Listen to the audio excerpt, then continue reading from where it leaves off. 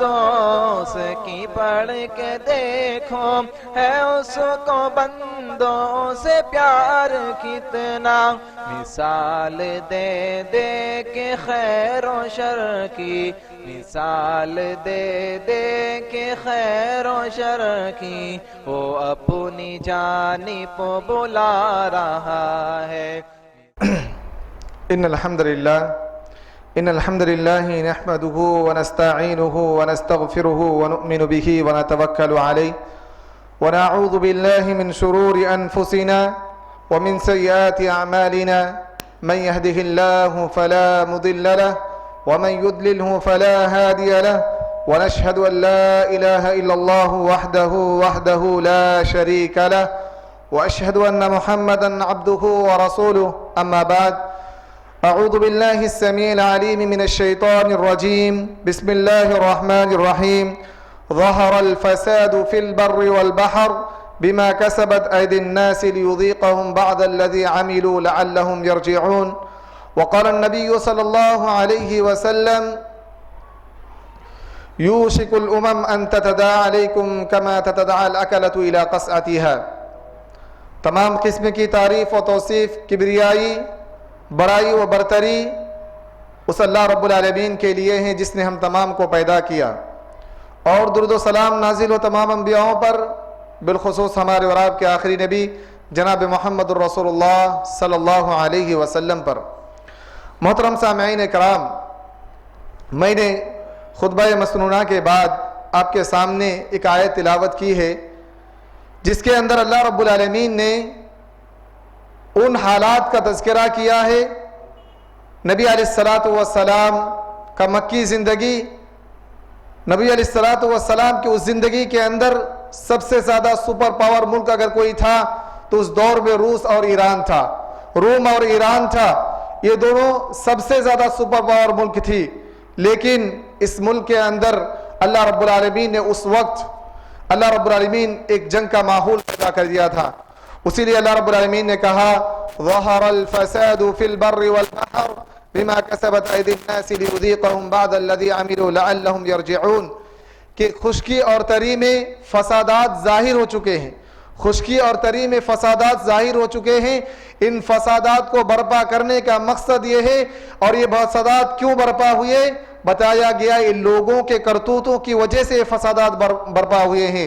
لیذیقہم بعض الذی عملوا لعلہم یرجعون، اس کے ذریعے سے اللہ رب العالمین اس عذاب کے ذریعے سے، ان فسادات کے ذریعے سے لوگوں کو بتلانا چاہ رہے ہیں تاکہ لوگ ان فسادات سے دور ہٹے، ان تمام برائیوں سے دور ہٹے۔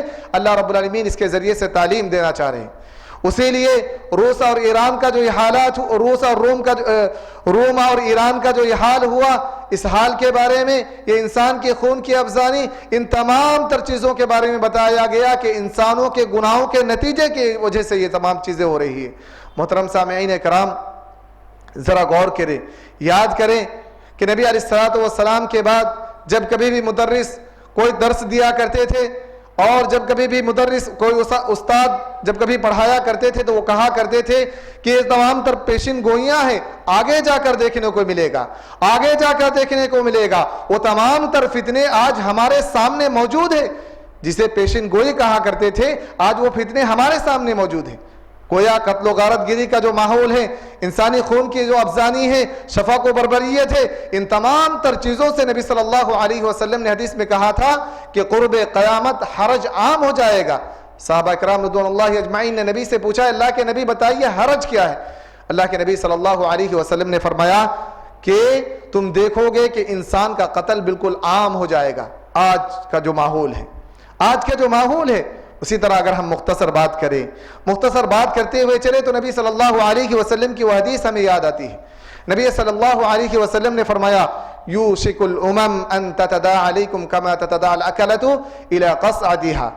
نبی علیہ السلام نے فرمایا تھا کہ قرب قیامت، یعنی قیامت سے کچھ دن پہلے مسلمانوں کا حال یہ ہو جائے گا، مسلمانوں کے ملکوں کا حال یہ ہو جائے گا کہ مسلمانوں پر غیر مسلم قوم مسلمانوں پر اس طرح ٹوٹ پڑیں گے جس طرح کے لوگ بھوکے لوگ دسترخوانوں پر ٹوٹ پڑتے ہیں۔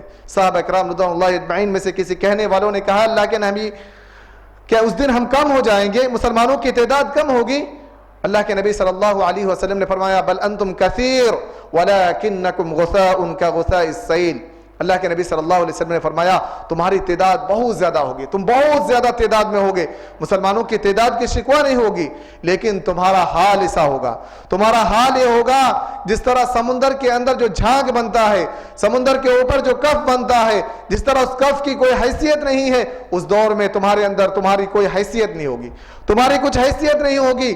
جس طرح کے نبی صلی اللہ علیہ وسلم نے فرمایا کہ تمہارے اوپر بھوکا لوگ جس طرح دسترخوان پر ٹوٹ پڑتے ہیں، اس طرح تم پر غیر قومیں ٹوٹ پڑے گی۔ آج ہمارا کیا حال ہے؟ کتنے دشمن ہمارے ملکوں کو لوٹا ہے، کتنے سارے ملکوں کو ہمارے لوٹے ہیں، خزانے ہمارے ہیں لوٹ ہو رہے ہیں، خزانے ہمارے ہیں لوٹ ہو رہے ہیں۔ دنیا کے بڑے سے بڑے سپر پاور طاقتوں نے آج مسلم ممالکوں کو کیا دسترخوان کے مانند بنا رکھا ہے، دسترخوان کے مانند بنا رکھا ہے۔ جب چاہتا ہے جیسے چاہتا ہے اسے لوٹ لیتا ہے، جب چاہتا ہے جیسے چاہتا ہے لوٹ لیتا ہے۔ سرزمین ہماری، ملکیت ہماری، اس سے آنے والی آمدنی سے جو فائدہ ہونے والا ہے اس سے فائدہ وہ اٹھا رہے ہیں، اس سے فائدہ وہ اٹھا رہے ہیں۔ کیا ریزن ہے؟ کیا ریزن ہے؟ کون لوگ اٹھا رہے ہیں؟ جو اسلام اور مسلمانوں کے دشمن ہیں، جو اسلام اور مسلمانوں کے دشمن ہیں۔ پیارے نبی صلی اللہ علیہ وسلم نے فرمایا تھا قرب قیامت تمہارے درمیان وہن ڈال دیا جائے گا، وہن تمہارے دلوں کے اندر موجود ہوگا۔ صحابہ کرام رضوان اللہ اجمعین کہا کہ اللہ کے نبی صلی اللہ علیہ وسلم وہن کیا ہے؟ اللہ کے نبی صلی اللہ علیہ وسلم نے فرمایا حب الدنیا وکراہیت الموت۔ تم دنیا سے محبت کرنے لگو گے، تم دنیا سے محبت کرنے لگو گے، موت سے نفرت کرنے لگو گے، تم دنیا کے عاشق بن جاؤ گے، مقصد زندگی بس تمہاری دنیا بن کر رہ جائے گی، تم دنیا کے لیے جیو گے، دنیا کے لیے مر مٹو گے، آخرت کی تیاری نہیں کرنی ہے۔ موت کا نام سن کر تم تھر تھر کانپو گے، آخرت کی تیاری تمہارے لیے نہیں ہوگی۔ یہی چیز ہے کہ اللہ کے نبی صلی اللہ علیہ وسلم نے فرمایا تھا حب الدنیا وکراہیت الموت، حب الدنیا وکراہیت الموت۔ محترم سامعین کرام، آج کے دور اور آج کے نسل میں اور اس دور کے نسل میں فرق کیا ہے؟ ان بنیادی فرقوں میں سے ایک فرق بتاتا چلوں کہ وہ مرنے کو تیار ہوتے تھے، ہم مرنے کو تیار نہیں، وہ مرنے کو تیار ہوتے تھے، اسی لیے وہ سربلندی کو چھویا تھا۔ آج ہم دنیا سے محبت کرتے ہیں۔ حضرت خالد بن ولید رضی اللہ تعالیٰ عنہ کے واقعے کو اٹھائیے۔ حضرت خالد بن ولید رضی اللہ تعالیٰ عنہ جب اپنے لشکر لے کر نکلتے تھے اور کسی قوم کا محاصرہ کر لیا کرتے تھے، تو ایسے وقت میں حضرت خالد بن ولید جب دشمن چھپ جایا کرتے تھے، اپنے قلعہ بند ہو جایا کرتے تھے، تو خالد بن ولید رضی اللہ تعالیٰ عنہ کا ایک جملہ ہوتا تھا۔ حضرت خالد بن ولید رضی اللہ تعالیٰ عنہ دشمن قوم سے مخاطب ہوتے تھے اور کہتے تھے کہ لوگوں سن لو، اے دشمنوں سن لو، یہ سرزمین ہمارے حوالے کر دو، تم ہتھیار ڈال دو، کیونکہ میرے ساتھ وہ لشکر ہے، میرے ساتھ وہ سپہ سالار ہے کہ تم جس طرح دنیا سے محبت کرتے ہو، جس طرح تم دنیا کی رونقیوں سے محبت کرتے ہو، میرے پاس وہ لشکر ہے کہ اس طرح وہ موت سے نفرت کرتے ہیں جس طرح تم دنیا سے محبت کرتے ہو۔ تم جس طرح دنیا سے محبت کرتے ہو اس طرح موت سے محبت کرتا ہے۔ اسی لیے مسلمان کامیاب ہوتے چلے گئے۔ محترم سامعین کرام، ہمارے اور آپ کے جو مرض ہیں اس مرض کی تخصیص پیارے نبی صلی اللہ علیہ وسلم نے کر دی۔ پیارے نبی صلی اللہ علیہ وسلم نے اس مرض کی تخصیص فرما دی کہ امت پر جب ذلت چھائی ہوئی ہوگی، اجتماعی سطح پر جب امت ذلیل و خوار ہو کر رہے گی، اس وقت امت کا مسئلہ یہ ہوگا، اس وقت امت کا مرض یہ ہوگا کہ اس وقت امت وہن کی بیماری میں مبتلا ہوگی۔ وہن کی بیماری کا مطلب یہ ہے کہ مقصد زندگی بس ہمارا دنیا بن کر رہ جائے گی۔ اس وقت ہمارا مقصد بس دنیا بن کر رہ جائے گی۔ رات میں سوئے تو دنیا، صبح جاگے تو دنیا، خواب میں دنیا، بیداری میں دنیا، اور تمام تر کوششوں کا محور دنیا بن کر رہ جائے گی۔ انسان عبداللہ بننے کے بجائے عبد الدینار و درہم بن جائیں گے، عبداللہ بننے کے بجائے دنیا کے عیش و عشرت کا بندہ بن جائے گا، اور دنیا کا سکون چاہتے ہیں، دنیا کی راحت چاہتے ہیں، دنیا کی سکون چاہتے ہیں۔ پیارے نبی صلی اللہ علیہ وسلم نے اپنے قول سے، اپنے افعال سے، اپنے کردار سے یہ تعلیم دے کر گئے ہیں کہ دنیا کے اندر جب بھی تم دنیا کے لیے جو گے، کبھی تم خوش نہیں ہو سکتے، سکون کو نہیں پا سکتے۔ قارون کی، شداد کی مال و دولت تمہارے پاس جمع ہو جائے فرعون کی جیسی حکومت تمہارے پاس موجود ہو جائے لیکن تم سکون کو نہیں پا سکتے ہو. سکون اگر حاصل کرنا ہے تو دین کی طرف لوٹو, دین کی طرف رجوع کرو. محترم سامعین کرام, یہ تو عالمی سطح کی بات, عالمی سطح کی بات کہ آج مسلمانوں پر دوسرے قومیں ٹوٹ پڑی ہیں, دوسرے قومیں آج مسلمانوں پر ٹوٹ پڑی ہے, یہ عالمی سطح پر. آئیے ہم اپنے ملک ہندوستان کے متعلق بھی کچھ باتیں کرتے چلیں. آج ملک ہندوستان کی جو بھی حالات ہے یہ بہت ہی سنگین ہے, بہت ہی سنگین ہے. فرقہ پرستی کی جادو سر چڑھ کر بول رہی ہے, فرقہ پرستی کی جادو سر چڑھ کر بول رہی ہے. دھیرے دھیرے اس قوم کو, اس ملک کو ہندو مسلم منافرات کے ماحول میں تبدیل کیا جا رہا ہے, ہندو مسلم منافرات کے ماحول میں تبدیل کیا جا رہا ہے, اور دھیرے دھیرے اس ملک کو خانہ جنگی کی طرف دھکیلا جا رہا ہے. اس ملک کا حالات کیا بیان کروں, ہم جانتے ہیں, ہمارے سامنے موجود ہے, آپ کے سامنے موجود ہے کہ کس طرح سے ان سیاستدانوں نے کس طریقے سے ٹی وی چینلوں پر بیٹھ کر پترکاریتا کرنے والے پترکاروں نے اسلام اور مسلمانوں کے اندر نفرت پھیلا رہے ہیں, کس طریقے سے مسلمانوں کو, مسلمان اور ہندو مسلمانوں کے درمیان لڑانے کی باتیں کر رہی ہے, کس طریقے سے صبح و شام اس ملک کو ایک خانہ جنگی کی طرف ڈھکیل رہے ہیں, فرقہ پرستی کے آگ میں جھونک رہے ہیں. محترم سامعین کرام, ایک سوال میں یہاں پہ آپ سے کرتا ہوں, آپ سے یہاں ایک سوال کرتا ہوں کہ یہ حالات کیوں بنے, یہ حالات کیوں بنے, یہ نامساعد حالات کیوں بنے, یہ ناوافق حالات کیوں بنے. آج سوال کرنے کی ضرورت ہے. یاد رکھو کہ حالات ہمیشہ ہمارے اعمال سے بنتے ہیں, حالات ہمیشہ ہمارے اعمال سے بنتے ہیں. ہمارے اعمال جیسے ہوں گے حالات ویسے ہوں گے, ہمارے اعمال اچھے ہوں گے حالات اچھے ہو جائیں گے, ہمارے حالات بگڑیں گے ہمارے اعمال بگڑیں گے, ہمارے حالات بگڑ جائیں گے. اگر حالات بگڑے اس کے اول ذمہ دار ہم ہیں. ہماری بدعملی ہے, ہماری گناہ والی زندگی ہے, امت کی بدعملی ہے, امت کی دین سے دوری ہے, امت مسلمہ کی گناہوں میں ڈوبی ہوئی زندگی ہے, جس نے یہ دن ہمیں دکھایا ہے, اس کشمکش والی زندگی ہم نے دکھایا ہے. محترم سامعین کرام, ابھی یاد ہونا چاہیے نبی علیہ الصلوۃ والسلام نے فرمایا تھا کہ میرے بعد قبیلہ ثقیف کے اندر دو شخص پیدا ہونے والا ہے, قبیلہ ثقیف کے اندر دو شخص پیدا ہونے والا ہے. ایک کذاب ہوگا, دوسرا خون ریز انسان ہوگا. نبی صلی اللہ علیہ وسلم کے بعد قبیلہ ثقیف کے اندر دو شخص پیدا ہوتے ہیں. ایک کذاب مختار بن ابی عبید الثقفی پیدا ہوتے ہیں, جس نے نبی ہونے کا دعویٰ کیا کہ میں نبی ہوں, نبی ہونے کا دعویٰ کیا. نبی صلی اللہ علیہ وسلم خاتم النبین بتا کر چلے گئے, لیکن اس نے نبی ہونے کا دعویٰ کیا. اس کے بعد اسی قبیلے کے اندر اور ایک شخص پیدا ہوتا ہے, حجاج بن یوسف ہے, جنہوں نے صحابہ کو قتل کیا, سلف کو قتل کر رہے تھے. اس دور کے جو سلف صالحین تھے, حسن بصری رحمہ اللہ کے پاس جا کر پہنچے اور کہنے لگے, حسن بصری رحمہ اللہ, یوسف بن حجاج کی یہ ظلم نانا طریقہ یہ زیادہ عروج پر ہے. حسن بصری رحمہ اللہ جواب دیتے ہوئے کہا, ما جاءنا الحجاج الا بذنوبنا, حجاج کی جو ظلم زیادتی آئی ہے, حجاج کی جو یہ ظلم و زیادتی تم پر ہو رہی ہے, قتل و غارت گری ہو رہی ہے, یہ تمام تر تمہاری اعمال اور بد اخلاقی اور بد کریکٹر کی وجہ سے ہو رہی ہے, بدعملیوں کی وجہ سے ہو رہی ہے, اسی لیے اپنے اعمال کو درست کر لو. محترم سامعین کرام, آج جب یہ حالات ہم دیکھتے ہیں تو ہم حالات کی شکو شکایت کرتے ہیں. حالات کی شکو شکایت کرنے کی حق ہمیں نہیں ہے, حالات کا رونے کا حق ہمیں نہیں ہے, کیونکہ یہ حالات ہم نے بنایا ہے, یہ حالات کو ہم نے دعوت دیا ہے. کس طریقے سے؟ اپنے بدعمالیوں کے ذریعے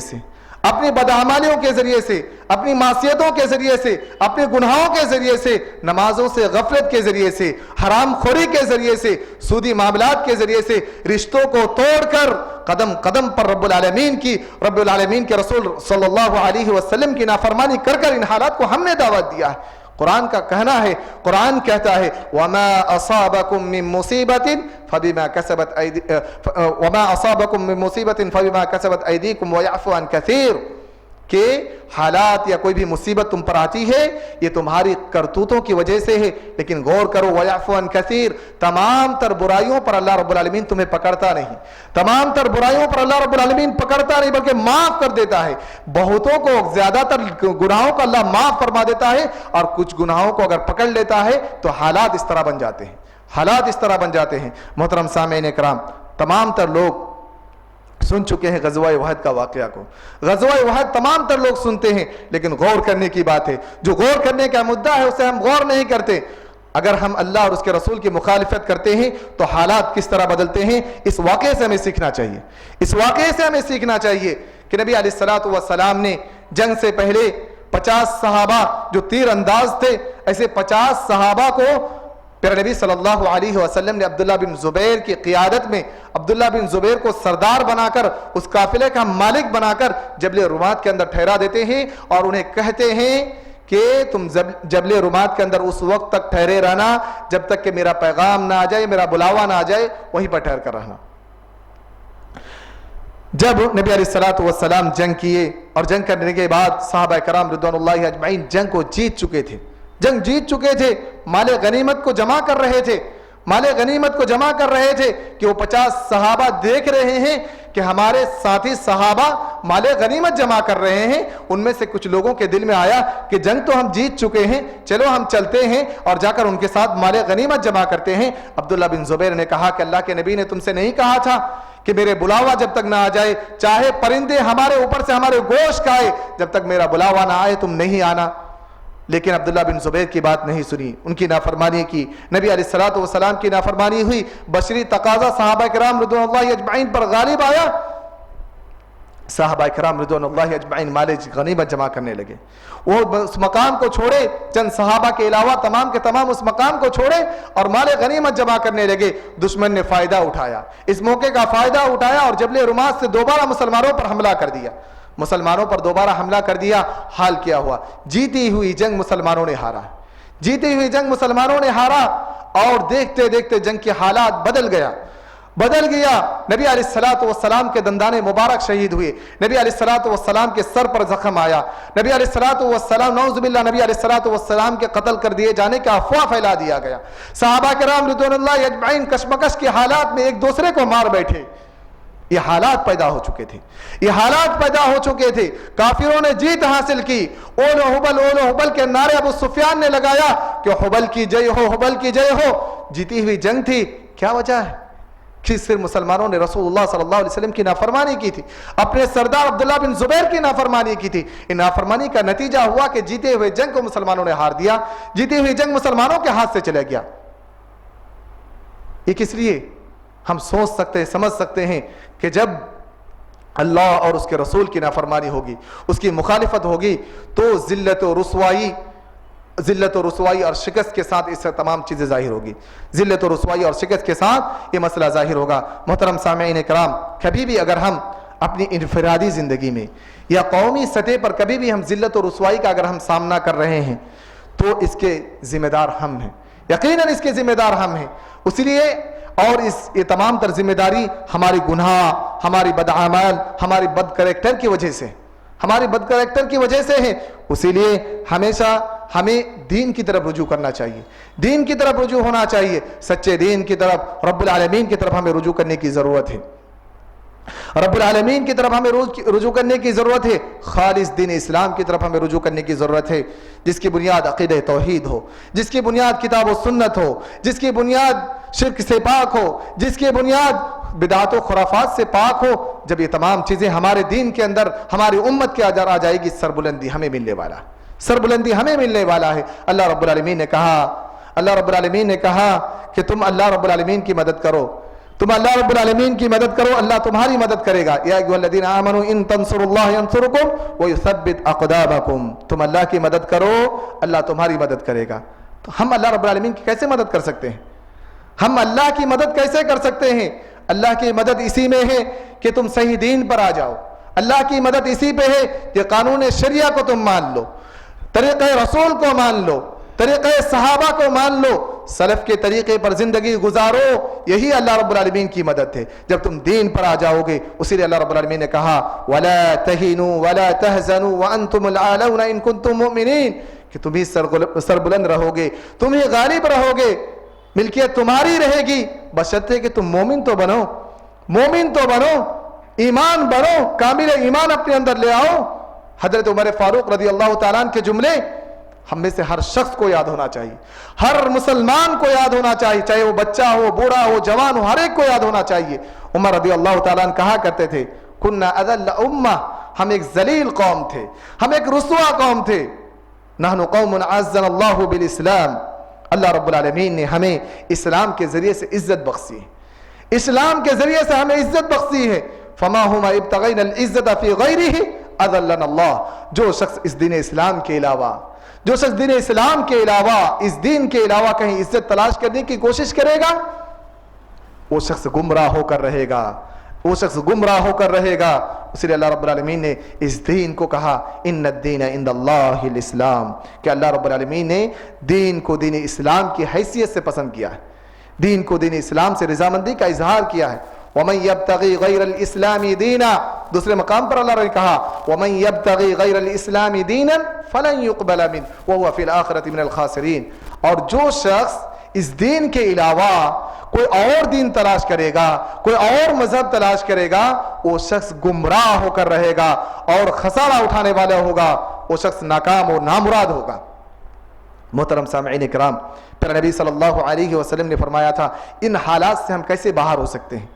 اس کے بارے میں پھر نبی صلی اللہ علیہ وسلم نے فرمایا اذا تبايعتم بالعینہ واخذتم اذناب البقر ورضيتم للزر تركتم الجهاد سلط الله عليكم ذلة لا ينزعه حتى ترجعوا الى دينكم۔ پھر نبی صلی اللہ علیہ وسلم نے فرمایا کہ لوگ جب اپنی آپسی معاملات میں گھل مل جائیں گے اور جہاد کو ترک کر دیں گے اور کھیتی باڑی میں مست و مگن ہو جائیں گے، ایسے وقت پر اللہ رب العالمین امت پر ذلت اور رسوائی ڈال دیتا ہے، ذلت اور رسوائی امت پر ڈال دیتا ہے۔ یہ ذلت اور رسوائی اس وقت دور نہیں ہوگی جب تک کہ لوگ اجتماعی طور پر، امت اجتماعی طور پر دین کی طرف نہ لوٹے۔ جب تک اجتماعی طور پر امت دین کی طرف نہیں لوٹے گا، یہ ذلت و رسوائی کبھی ختم نہیں ہو سکتی۔ محترم سامعین کرام، آئیے ہم اپنے ملک ہندوستان کی بات کرتے ہیں، ہندوستان کی بات کرتے ہیں، اس کی حالات کے بارے میں بات کرتے ہیں۔ یہ ملک ایک آزاد ملک ہے، یہ ملک ایک آزاد ملک ہے، یہ ملک آزاد ہونے کے ساتھ ساتھ ایک جمہوری ملک ہے، جمہوری ملک ہے، اور اس ملک کے اندر ہم اقلیت کی حیثیت سے رہتے ہیں، ہماری تعداد بہت زیادہ کم ہے، اکثریت کی تعداد ہندو اور غیر مسلمانوں کی ہے، اور ہم اقلیت کے ساتھ غیر مسلم اکثریت کے ساتھ رہتے ہیں، اور یہ ملک جمہوری ہونے کے ساتھ ساتھ ہر ایک شخص کو یہ آزادی دے رکھا ہے کہ وہ اپنے منچاہے دین پر عمل کر سکتا ہے، اپنے منچاہے دین پر عمل کر سکتا ہے، اور نہ ہی صرف اپنے منچاہے دین پر عمل کر سکتا ہے بلکہ اس دین کی طرف تمام تر لوگوں کو دعوت بھی دے سکتا ہے، اپنے دین کی طرف بلا بھی سکتا ہے۔ لیکن آج اسی دستور کو مٹانے کی کوشش کی جا رہی ہے، آج اسی دستور، اسی جمہوریت کو مٹانے کی کوشش کی جا رہی ہے۔ آج ضرورت ہے دور اندیشی کے ساتھ، فہم و فراستی کے ساتھ، بصیرت کے ساتھ مستقبل کے لیے ایک لائحہ عمل تیار کرے، اور آگے ہمیں حالات کا مقابلہ کرنے کے لیے ہمیں کیا کرنا چاہیے، ہر ایک مسلمان کو اپنا ایک قدم اٹھا کر آگے بڑھنا چاہیے۔ محترم سامعین اکرام، ہم خیر امت ہیں، ہم مسلمان کے ساتھ ہم خیر امت ہیں، کنتم امہ کا لقب ہمیں دیا گیا ہے۔ جہاں ہم خیر امت ہے، ہماری ذمہ داری یہ ہے کہ ہم ایک داعی ہیں، ہم ایک داعی ہیں، اور ہمارے سامنے ہمارے پاس رہنے والے تمام تر غیر مسلم یہ مدعو ہے، انہیں دعوت دی جانی ہے۔ اسی لیے ایک داعی اور مدعو کے درمیان جو تعلقات ہو، یہ تعلقات اچھے ہونے چاہیے، ان تعلقات اچھے ہونے چاہیے۔ مثلا میرے خلاصے کلام یہ ہے کہ ان غیر مسلم جو 80% یا اس سے کم ہیں، ان تمام تر مسلمانوں سے ہمارے تعلقات اچھے ہونے چاہیے، ہمارے تعلقات اچھے ہونے چاہیے تاکہ ہم دعوت کے کام آسانی کے ساتھ کر سکیں، ہم دعوت کے کام آسانی کے ساتھ کر سکیں، ہمارا تعلقات اچھے ہونے چاہیے۔ محترم سامعین کرام، لوگ کہتے ہیں کہ تعلقات کیسے اچھے ہوں؟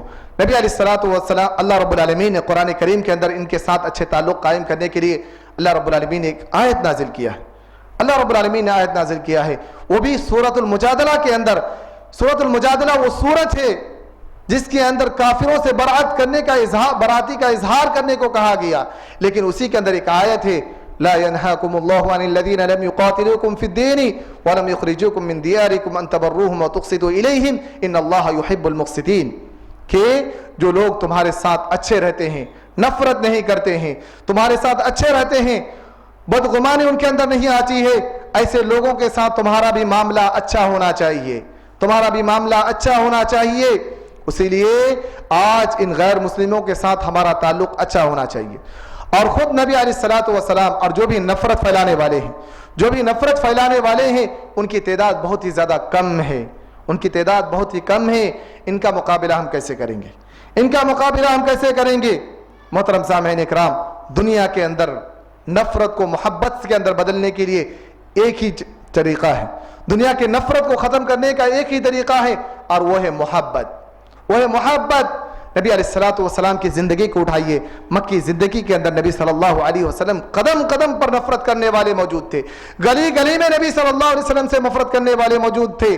ہر شخص نبی صلی اللہ علیہ وسلم سے نفرت کرنے کو تیار ہے. شہر شہر میں نبی صلی اللہ علیہ وسلم سے نفرت کرنے کو تیار ہے. لیکن اللہ رب العالمین نے ایسے موقع پر نبی علیہ الصلوۃ والسلام کو تعلیم دیا. کیا تعلیم دیا؟ ادفع باللتی ہی احسن.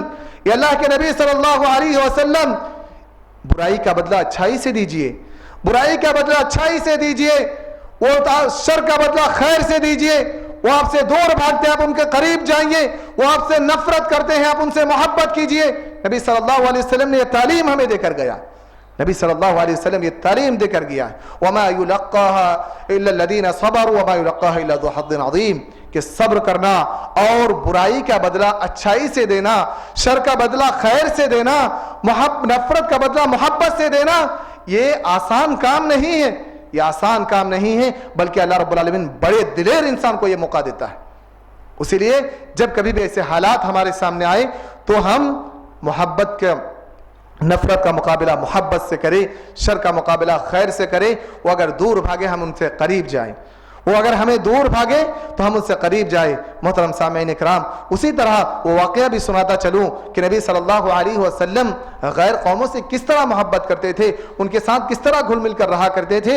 نبی علیہ الصلوۃ والسلام کے جب خادموں کے نام لکھتے ہیں، مورخین نبی صلی اللہ علیہ وسلم کے خادموں کے جب نام لکھتے ہیں، ایک نام آتا ہے، ایک نام ایک یہودی غلام کا بھی آتا ہے. ایک یہودی بچہ نبی صلی اللہ علیہ وسلم کی خدمت کیا کرتے تھے. کیا صحابہ کرام رضوان اللہ اجمعین نبی صلی اللہ علیہ وسلم کی خدمت کے لیے کم پڑ گئے تھے؟ کم تھے؟ صحابہ کرام رضوان اللہ اجمعین نبی سے اس طرح محبت کرتے تھے کہ نبی علیہ الصلوۃ والسلام کے تھوک کو زمین پر گرنے نہیں دیتے تھے. نبی صلی اللہ علیہ وسلم کے وضو کے پانی کو زمین پر گرنے نہیں دیتے تھے، اٹھا کر اپنے بدن میں مل لیا کرتے تھے. 24 گھنٹہ منٹ سیکنڈ پر نبی صلی اللہ علیہ وسلم کی خدمت کے لیے صحابہ موجود تھے. لیکن نبی علیہ الصلوۃ والسلام نے ایک غیر قوم کو، ایک یہودی کو جس کی سب سے زیادہ مذمت قرآن کے اندر کی گئی ہے، انہیں جگہ دیا. کیا ریزن ہے؟ کیا ریزن ہے؟ اپنے کردار کے ذریعے سے، اپنے اخلاق کے ذریعے سے اچھے پہلو کو ان کے اندر ڈالا جائے، مثبت پہلو ان کے اندر ڈالا جائے، انہیں ان اچھے اخلاق سے انہیں متاثر کیا جائے، اچھے کردار سے انہیں متاثر کیا جائے. ہوا کیا؟ بیمار ہو گیا وہ لڑکا، وہ یہودی لڑکا بیمار ہو گیا. نبی صلی اللہ علیہ وسلم اس کی عیادت کے لیے جاتے ہیں. اس کی عیادت کے لیے نبی صلی اللہ علیہ وسلم پہنچتے ہیں. نبی علیہ الصلوۃ والسلام پہنچنے کے بعد نبی صلی اللہ علیہ وسلم دیکھ کر پہچان جاتے ہیں، سمجھ جاتے ہیں کہ زیادہ منٹ ٹھہرنے والا نہیں ہے، یہ مرض الموت کے اندر ہے، یہ اب مر جانے والا ہے. نبی علیہ الصلوۃ والسلام اس سے کہتے ہیں کلمہ پڑھ لو، کلمہ پڑھ لو، اسلام قبول کر لو. وہ شخص اپنے باپ کی طرف دیکھتا ہے جو اس کے سرانے پر ٹھہرا ہوا تھا. اپنے باپ کی طرف دیکھتے ہیں اور اس کی طرف دیکھنے کے بعد پھر نبی صلی اللہ علیہ وسلم کی طرف دیکھتے ہیں. وہ شخص کے والد جو یہودی ہے وہ کہتے ہیں اتی ابا القاسم، اتی ابا القاسم، ابو القاسم کی تم اتباع کر لو، پیروی کر لو. وہ اسلام لا کر کلمہ پڑھ کر اسلام قبول کر لیتا ہے. سبحان اللہ، وہ اسلام قبول کر لیتا ہے. نبی علیہ الصلوۃ والسلام کا خادم ہے. نبی صلی اللہ علیہ وسلم کو غم نہیں ہوتا ہے. نبی صلی اللہ علیہ وسلم گھبراتے نہیں، بلکہ نبی صلی اللہ علیہ وسلم کی زبان پر کیا ہوتا ہے؟ الحمدللہ الذی انقذہ بی من النار. اللہ رب العالمین کی تمام تر تعریفیں اس اللہ رب العالمین کے لیے ہیں جس نے میرے ذریعے سے اس شخص کو جہنم کی آگ سے نجات دلا دی، میرے ذریعے سے اس شخص کو جہنم کی آگ سے بچا لیا. محترم سامعین اکرام، اسلام کی سچی تصویر، اسلام کیا ہے، یہ ہمیں غیروں کو سمجھانے کی ضرورت ہے. اسلام کو نہیں جانتے ہیں، اس لیے ہم سے نفرت کرتے ہیں، اس لیے ہم سے نفرت کرتے ہیں، ہم سے محبت نہیں کرتے ہیں. اسلام کی تعلیم تو آپ پہنچا کر رہیے، اسلام کو پہنچا کر تو رہیے. ہم اسلام کی تعلیم کس طرح پہنچاتے ہیں ایک واقعے سے ہم جانتے ہیں. اسلام کی تعلیم ہم غیروں تک کس طرح پہنچائے ایک واقعے سے جانتے ہیں. ایک انگلش کے اندر ایک انگلش میگزین نگار نے ایک واقعہ لکھا کہ چند سال پہلے اجمیر کا عرس لگا ہوا تھا. اجمیر کا عرس لگا ہوا تھا اور اجمیر وہاں سے ایک شخص حج کرنے کے لیے مکہ پہنچتے ہیں. کہاں؟ مکہ جاتے ہیں حج کرنے کے لیے. اور مکہ جانے کے بعد کیا ہوتا ہے, وہ بیمار ہو جاتے ہیں. وہاں پہ جانے کے بعد وہ بیمار ہو جاتے ہیں. بیمار ہونے کے بعد وہاں سے اپنے گھر والوں کو کال کرتا ہے, فون کرتا ہے اور کہتا ہے کہ میرے گھر سے کوئی جائے اجمیر اور اس کے بابا کو جا کر کہے کہ میری شفا یابی کے لیے دعا کر دے. نعوذ باللہ. کہاں ہے وہ شخص؟ مکہ کے اندر, بلاد حرمین کے اندر, جہاں قدم قدم پر, منٹوں پہ, سیکنڈ سیکنڈ پر اللہ رب العالمین دعائیں قبول کرتا ہے.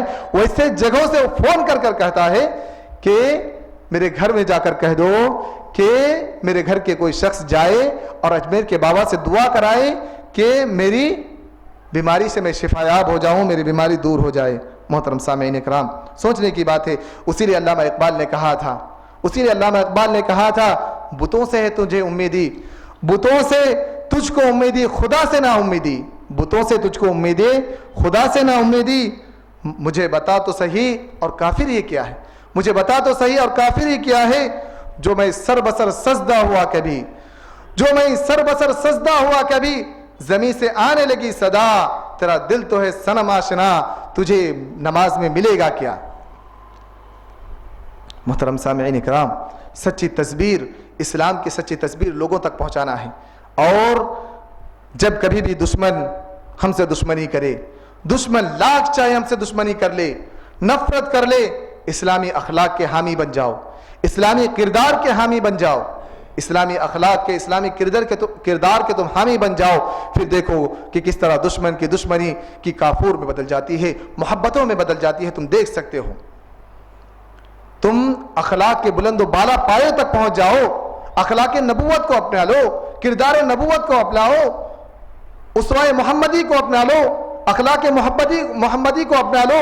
پھر دیکھو کہ تم میدان فتح کرتے چلے جاؤ گے, کیونکہ اس زمین کے وارث تو اللہ رب العالمین نے نیک لوگوں کو بنایا ہے.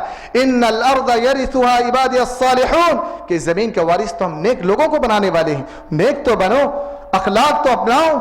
تمہارے اخلاق جب اچھے ہوں گے, دشمن تمہارے ساتھ دیں گے, دشمن تمہارے ساتھ دیں گے. یاد کرو حضرت ابوبکر صدیق رضی اللہ تعالیٰ عنہ کے واقعے کو, کہ جب اہل مکہ نے حضرت ابوبکر صدیق رضی اللہ تعالیٰ عنہ کو, صحابہ کرام رضوان اللہ اجمعین کو تنگ کیا, حضرت ابوبکر صدیق رضی اللہ تعالیٰ عنہ تنگ آ کر, حضرت ابوبکر صدیق رضی اللہ تعالیٰ عنہ تنگ آ کر چھوڑا, مکہ کو چھوڑتے ہیں, مکہ کی سرزمین کو چھوڑتے ہیں, کسی آزاد شہر کو جاتے ہیں جہاں پر دین پر عمل کرنے کی آزادی ہو, جہاں آزادی کی سانس لے سکے, جہاں ان ظلم و ستم سے میں نجات پا سکوں. اپنے مکہ شہر کو چھوڑ کر نکلتے ہیں. راستے میں ملاقات ابن دغنہ سے ہوتا ہے, جو کہ کافر ہے, غیر مسلم ہے, اسلام قبول نہیں کیا ہے. ابوبکر صدیق سے پوچھتا کہاں جا رہے ہو؟ کہتے میں اس مکہ کو چھوڑ رہا ہوں, میں اس شہر کو چھوڑ رہا ہوں, کسی آزاد شہر میں جا کر اپنے دین پر عمل کرنا چاہتا ہوں. ابن دغنہ نے کیا کہا؟ ابن دغنہ نے کہا کہ تم اس طرح سے اس شہر کو نہیں چھوڑ سکتے, اس طریقے سے تم اس شہر کو نہیں چھوڑ سکتے. مثلک یا ابا بکر لا یخرج ولا یخرج, یا ابو بکر تم جیسے با اخلاق انسان, تم جیسے اچھے کیریکٹر والا انسان اس شہر کو اپنے من سے چھوڑ نہیں سکتا ہے, اور کوئی آپ کو نکال بھی نہیں سکتا ہے. سوچئے, آپ اپنے من سے اس شہر کو چھوڑ بھی نہیں سکتے ہیں, اور دوسرا کوئی آپ کو نکال بھی نہیں سکتا ہے. وہ اخلاق تھا. کیا اخلاق تھے؟ ابن دغنہ نے وہ اخلاق بھی بیان کیا, وہ اخلاق بھی بیان کیا کہ آپ کمزوروں کی مدد کرتے ہیں, آپ مہمان نواز ہیں, آپ بے کسوں کا بوجھ اپنے اوپر لے لیتے ہیں, آپ بیواؤں کی مدد کرتے ہیں. وہ تمام طرح افعال ذکر کر دیے, اور اس کے بعد کہا کہ چلیے آپ چلتے ہیں, چلیے مکہ میں میرے امن کے ساتھ مکہ کے اندر داخل ہو جائیے, آپ کو کوئی تکلیف نہیں پہنچائے گا. کیا تھا؟ ابوبکر صدیق رضی اللہ تعالیٰ عنہ کی کیریکٹر, کردار اچھے تھے, اس لیے کہ وہ نبی علیہ الصلوۃ والسلام کے صحبت میں تھے, نبی صلی اللہ علیہ وسلم کے اخلاق اپنایا تھا. آج ہمارے سامنے بھی نبی صلی اللہ علیہ وسلم کے اخلاق موجود ہے, اسوہ محمدی موجود ہے, اسے اپنانے کی ضرورت ہے, اسے اپنانے کی ضرورت ہے.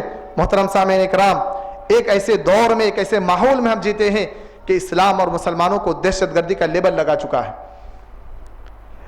मजहब इस्लाम को दहशतगर्दी की तालीम देने वाला मजहब करार दिया है।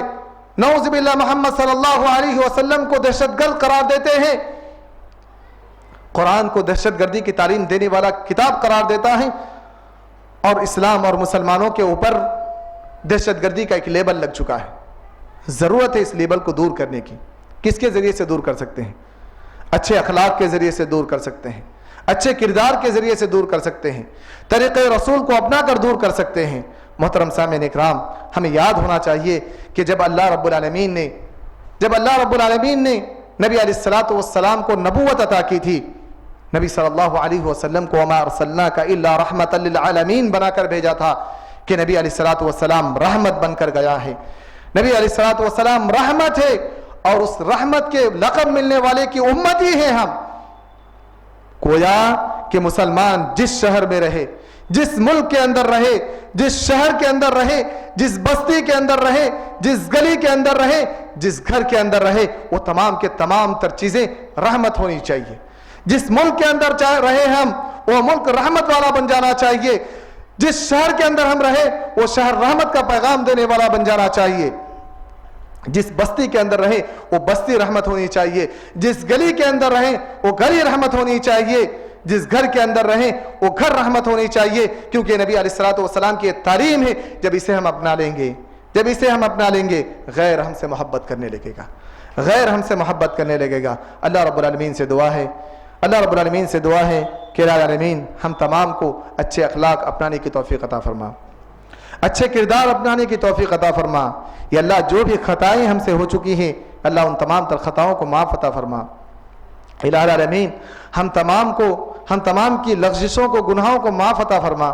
इलाही आलमीन, जो भी मर्ज़ हैं, अल्लाह उनकी शिफाए कामिला अजल अता फरमा।